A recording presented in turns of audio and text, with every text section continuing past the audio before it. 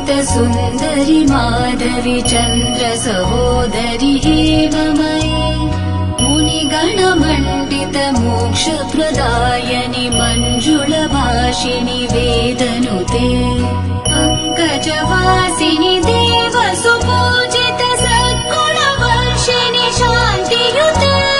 जय जय हे मधुसूदन कामिनि आदिलक्ष्मि जय पालय माम् जय जय हे मधुसूदन कामिनि आदिलक्ष्मि जय पालय माम्